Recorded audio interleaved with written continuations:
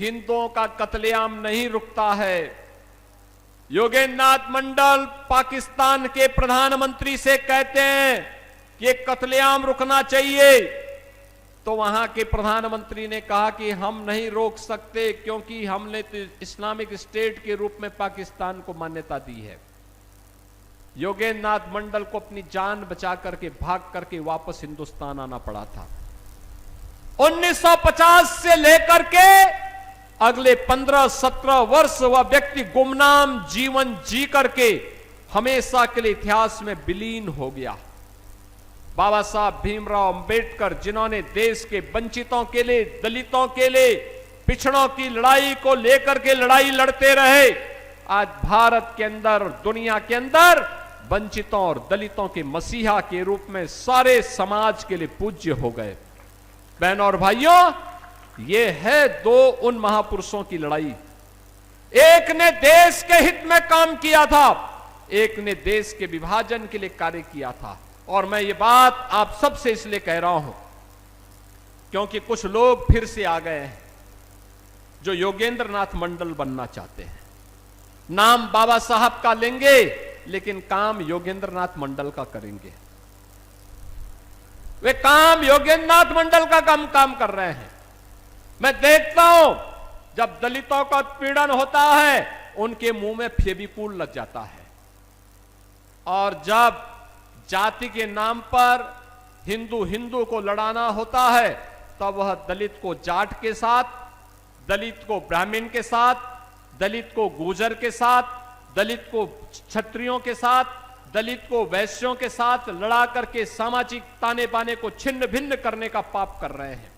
बहनों और भाइयों, हम सबको इस प्रकार की उस दुष्प्रवृत्ति से जो देश को विभाजित कर रही है, कमजोर कर रही है, उसे सतर्क और सावधान होना होगा। ये लोग सामाजिक ताने बाने को छिन्न भिन्न करना चाहते हैं। इनका विकास का कोई एजेंडा नहीं, समाज को बहकाने का काम कर रहे हैं। अराजकता और गुंडागिर्दी के बल पर गरीबों की आवाज को दबाना चाहते हैं। यह स्वीकार्य नहीं होना चाहिए, हरगिज नहीं। मैं आपको आश्वस्त करने के लिए आया हूं। आपने डबल इंजन सरकार के कार्य को पिछले 10 वर्ष के अंदर देखा है। आपने देखा होगा, पहली बार हुआ है, पहली बार हो रहा है। विकास और समृद्धि का लाभ कैसे मिलता है? ये डबल इंजन की भाजपा की सरकार ने आने के तत्काल बाद सबसे पहले काम किया था अन्नदाता किसानों की कर्ज माफी का कार्यक्रम, कृषक दुर्घटना बीमा योजना।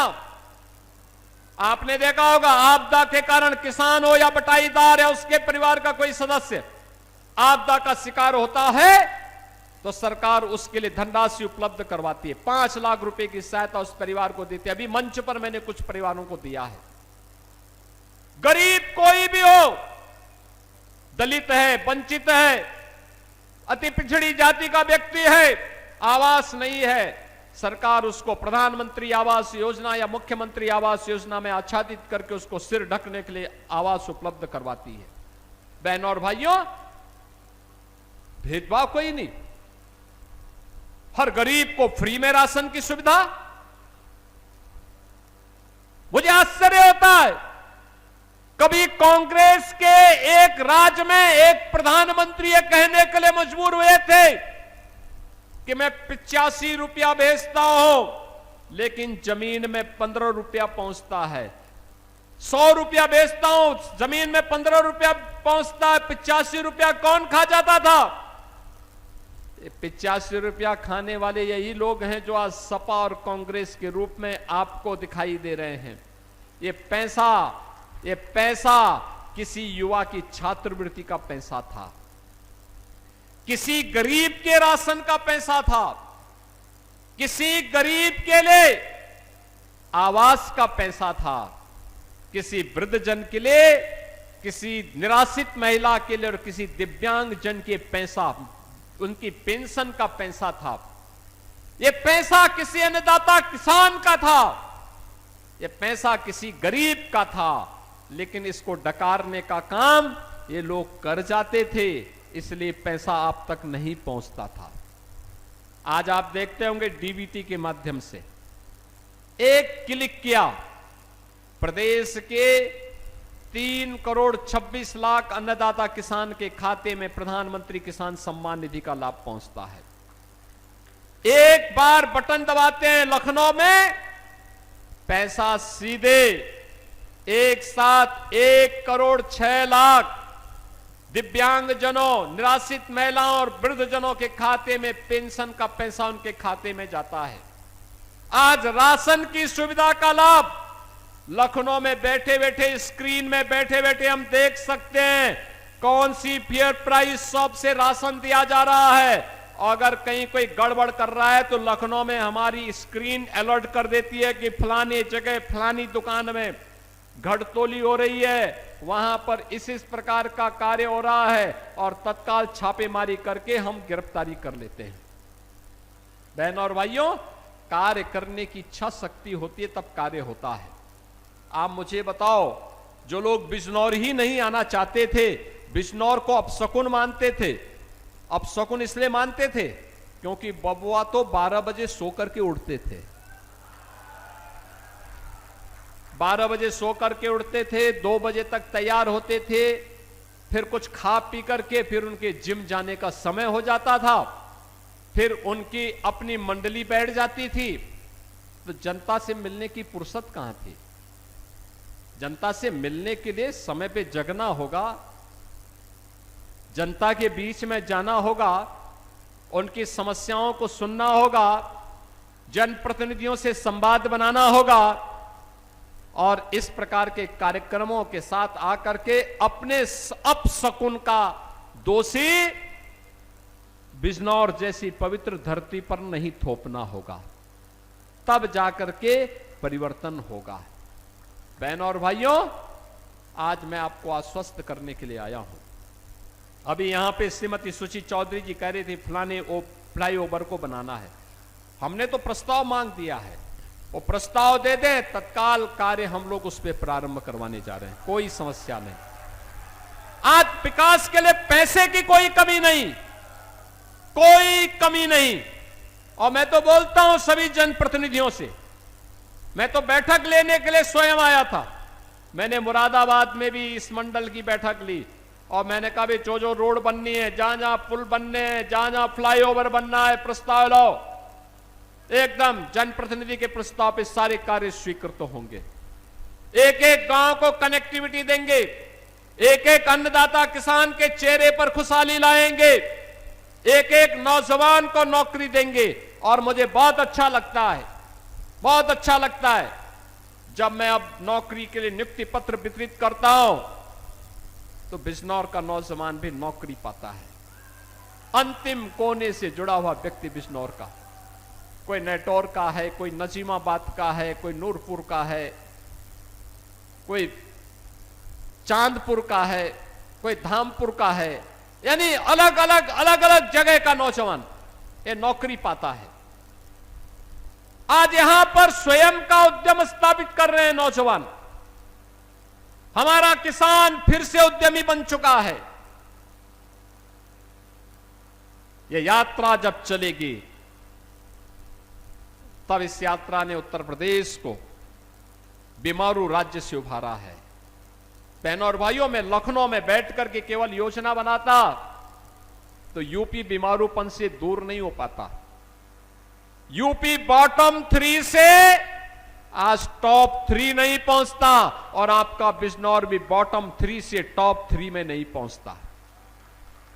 ये टॉप 3 में पहुंचने के लिए संघर्ष है, सामर्थ्य है,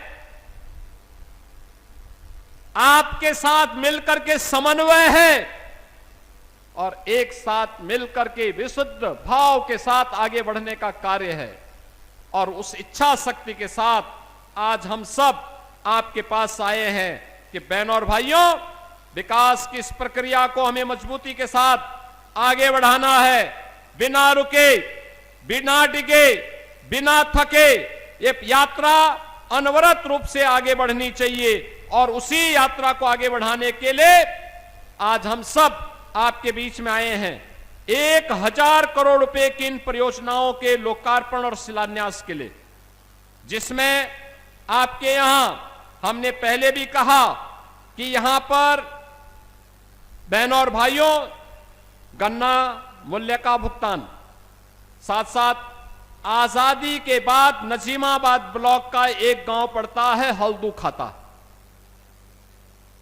कौन भारतेंदु सिंह जी जानते होंगे हल्दू खाता? बहनों और भाइयों, हल्दू खाता में आजादी के 70 वर्षों के बाद भी बिजली नहीं आई थी। हमारी सरकार, जब डबल इंजन की सरकार आई, हमने वहां बिजली पहुंचाने का काम किया है। और अब मुझे बताते हुए प्रसन्नता है कि गंगा एक्सप्रेसवे की कनेक्टिविटी को हम मजबूत कर रहे हैं। गोरखपुर शामली एक्सप्रेसवे, गंगा बैराज पर पुल की तैयारी भी हमारी चल रही है। ये मजबूती के साथ आगे बढ़ने जा रहा है। यहां पर मोहम्मदपुर देवमल में मिनी स्टेडियम के निर्माण का कार्य किया जा चुका है। विकासखंड स्योहरा में मिनी स्टेडियम का निर्माण कार्य प्रारंभ किए जाने की तैयारी चल रही है।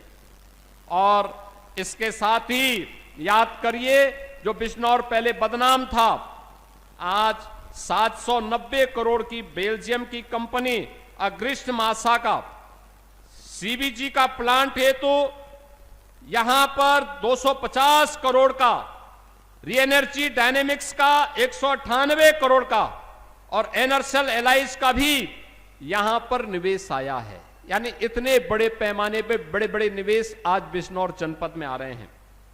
यहां पर विदुर प्रेरणा स्वदेशी ब्रांड, यहां पर आज यहां की एक मजबूत पहचान बन रही है।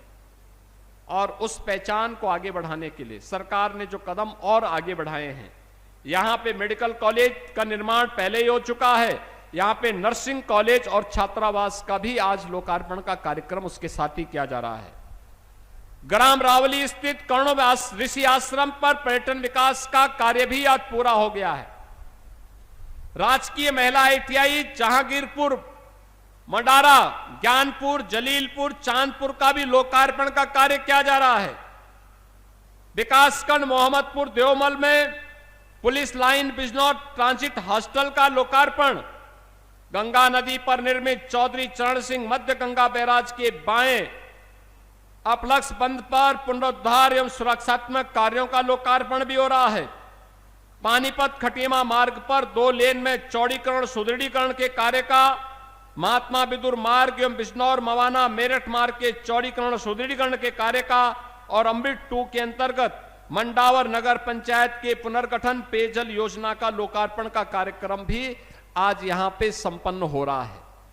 बहनों और भाइयों, इसके साथ ही बिजनौर नूरपुर छजेलट मार्ग पर इसके सुदृढ़ीकरण के कार्य का शिलान्यास, धर्मार्थ योजना अंतर्गत बदायूं बिलसी इस्लामनगर भोजी संभल हसनपुर गजरोला मार्ग पर चौड़ीकरण सुदृढ़ीकरण कार्य का शिलान्यास, रावली मंडावर मासी गोपालपुर सिहोरा नजीमाबाद मार्ग के चौड़ीकरण सुदृढ़ीकरण कार्य का शिलान्यास, विदुर कुटी के समेकित पर्यटन विकास के कार्य का शिलान्यास के साथ ही यहां पर तमाम अन्य विकास की परियोजनाओं को आगे बढ़ाने का कार्य किया जा रहा है।